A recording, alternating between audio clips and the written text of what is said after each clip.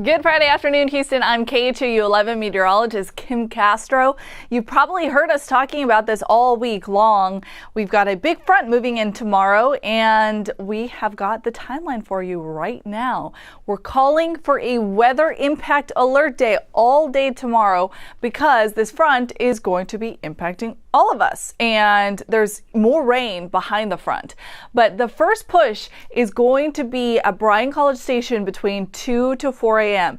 Then slashing through the heart of the city, so right through Harris County downtown between 4 and 6 in the morning, making its way towards Galveston and eventually pushing towards Louisiana between 6 and 8 a.m. That's right, our Saturday storms do have us under this weather impact alert. So what does that mean?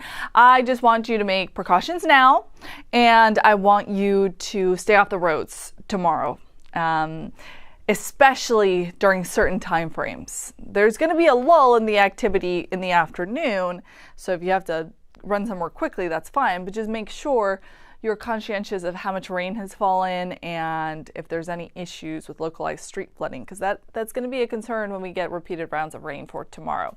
So as soon as the clock strikes midnight, that's when the rain chances start to go up. We're going to see the front roll in, like I showed you, during the overnight hours, and so a lot of us are going to be sleeping through this, which means with the threat of some gusty wind and heavy rain, you want to make sure that you secure your outdoor furniture right now so you're not having to wake up and scramble in the middle of the night.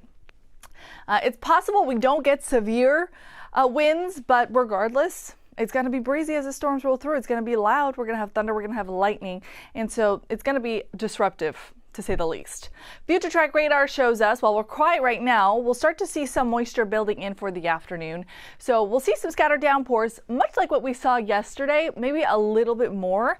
Timeline for this is going to be between 2 and 6 o'clock. Then we take a break. So our Friday night plans are just fine so long as you get home at a reasonable time, because by 2:30 in the morning, that's when I told you those storms are racing to Bryan College Station. At this point, they will have passed the 35 corridor and they're making their way to Southeast Texas. Now, we're going to keep a close eye on what's going on along the I-35 corridor, because that's going to signal to us how the storms are going to be developing, how fast they're going to be moving, whether or not they've got some severe characteristics, whether or not this line starts to bow. If it starts to bow, that's when we have the concern of some stronger wind embedded within that main line. So we'll have a better understanding of that tonight as we're watching these storms along Austin down to San Antonio. But just to walk you through the timeline again, right around 5 o'clock is when we're going to have the most active storms here in Houston. So if you live in the Loop and the Beltway, this is when it's going to get loud for you. And then those storms move out of the way pretty quickly. So by 8 o'clock, they're out of our coastline and they're moving towards Louisiana. And then there's more moisture behind that. So the morning is really, really messy. Through 9, 10 o'clock in the morning, we're going to be accumulating a lot of rain, especially down the Gulf Freeway. League City to Galveston is going to be a tough sell for our Saturday. Then in the evening, we start to see rain ramp up again. We take a couple breaks for the afternoon, a couple of hour break, and then we start to see more rounds of rain. And these could be some stronger storms as well. So that's a snapshot at 7 o'clock, pushing down towards the coastline. But most of the I-10 corridor into the north should be okay. It's going to be a concern again for the Gulf Freeway, maybe down 288 along the immediate coastline, because we've already seen lots of rainfall during the overnight hours through the early start of our Saturday. Seeing additional rainfall in the evening is going to bring us that concern for localized street flooding. I think we'll see a widespread 2 to 4 inches. I think some spots could pick up just a little bit more, and those are the areas that we'll be monitoring for street flooding, especially areas with poor drainage, low-lying, underpasses. The spots that typically give you issues around your neighborhood, you can expect those to have some problems for tomorrow. The main timeline is going to be this 24-hour window. I think by 3 o'clock in the morning, as the line is right along Bryan College Station, that's when it starts to get a little bit stormy. And then we could see those late night storms Saturday linger into the early morning hours on Sunday. So I'm just calling for this 24-hour window for you to just kind of have in the back of your mind that we could have some disruptive storms.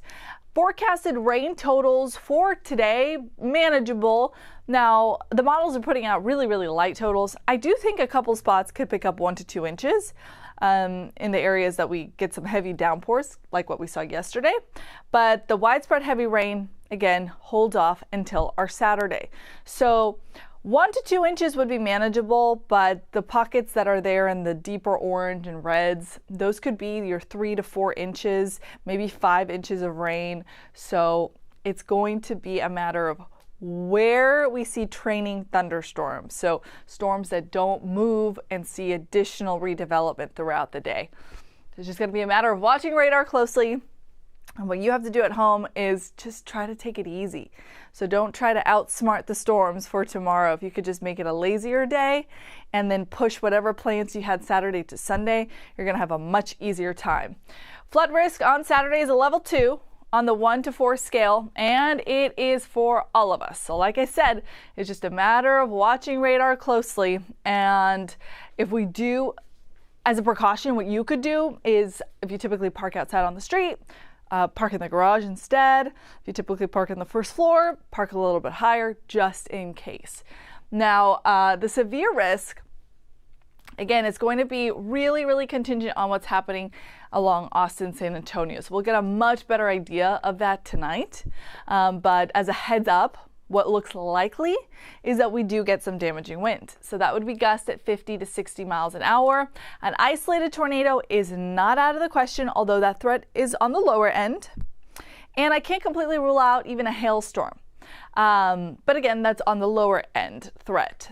Damaging wind and heavy rain is going to be what is most prevalent with this line that's pushing through here. Rain chance today is at 40%. Right now it's actually quite nice. We just have some cloud cover starting off the day. We'll build on that throughout the afternoon. Tomorrow is in red because, again, that's your weather impact alert day, 100% chance. So that front is sweeping through the entire area. On Sunday, 20% chance for isolated showers in the early morning. And then the rest of the day, it looks really, really good. So there's those mainly fair weather clouds for right now. 84 degrees. We're up by 2 from this exact same time yesterday.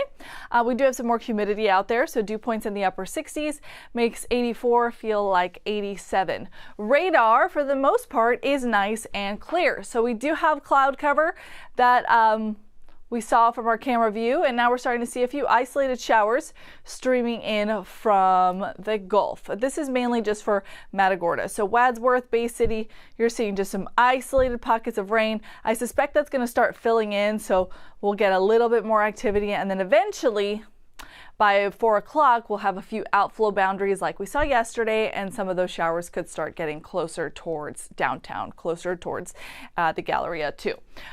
Hourly planner looks like this because of the additional cloud cover and the chance for some rain this afternoon.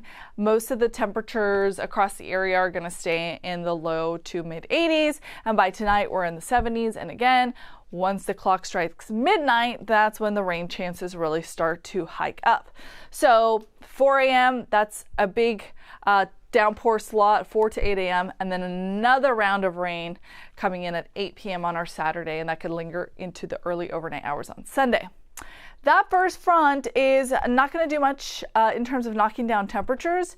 We're still going to be a couple degrees above average. Now, there's another front that moves in on Tuesday. And this one, oh yeah, that one does give us a nice fall feel. We're going to be in the 70s for high temperatures. Your trick-or-treat forecast, low 70s for the afternoon, and in the evening we'll be in the 40s and 50s. So nice and brisk. You'll need a jacket as you head out with the kiddos. We're keeping an eye on Tropical Storm Melissa in case you're curious as to what it's doing. It's starting to strengthen, so it's got 60-mile-an-hour winds. This is the latest advisory, just came out. The National Hurricane Center is still calling for this to become a major Category 4 hurricane as it meanders in Jamaica, so they will have a lot of impacts from Melissa. Heavy rainfall for a number of days, and then eventually it starts to push into Cuba still as a major Cat 3 hurricane. It is not a threat to the U.S. It continues to push into Bahamas after that, and then moving off into the open Atlantic.